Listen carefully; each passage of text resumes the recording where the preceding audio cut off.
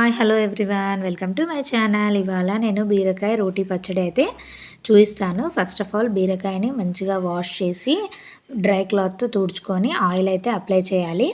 Oil apply చేసిన తర్వాత పీసెస్లా cut చేసుకొని స్టవ్ పైన గ్రిల్ పెట్టుకొని అవి బాగా రోస్ట్ చేసుకోవాలి. అంటే మామూలుగా నాకైతే గ్రిల్ అయితే లేదు, సో నేను డైరెక్ట్ స్టవ్ మీద పెట్టి చేశానమాట.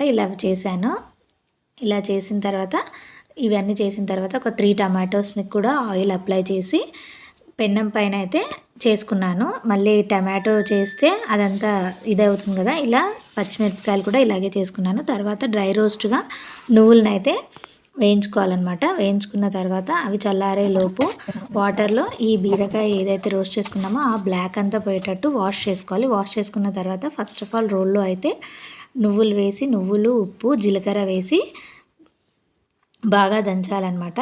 దంచిన తర్వాత అది పొడిలా అయిన తర్వాత ఒక్కొక్కటిగా వేసుకుంటూ ఈ పౌడర్ ఇలా మెత్తగా అయిన తర్వాత వెల్లుల్లి యాడ్ చేసుకున్నాను. వెల్లుల్లి యాడ్ చేసుకున్న తర్వాత బాగా మెత్తగా దంచుకున్న తర్వాత పచ్చిమిర్చి యాడ్ చేశాను. ఏంటంటే ఒక్కొక్కటిగా యాడ్ చేసుకుంటూ దంచుకుంటే మనకు పర్ఫెక్ట్గా వస్తుందన్నమాట. బట్ మిక్సీలో వేసినంత పర్ఫెక్ట్గా అయితే రాదు, జస్ట్ వేరేలా అంటే బరకగా ఉంటుంది.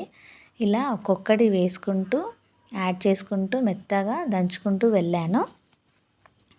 నెక్స్ట్ అయితే చింతపండు వేసాను. చింతపండు మెదిగిన తర్వాత బీరకాయలను యాడ్ చేసుకుంటూ వెళ్ళాను.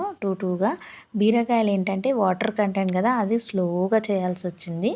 తర్వాత టమాటోస్ అయితే యాడ్ చేసుకున్నాను. ఇది కూడా మెత్తగా అయిపోయి జ్యూసీగా వచ్చిందనమాట. అది కూడా స్లోగా చేశాను.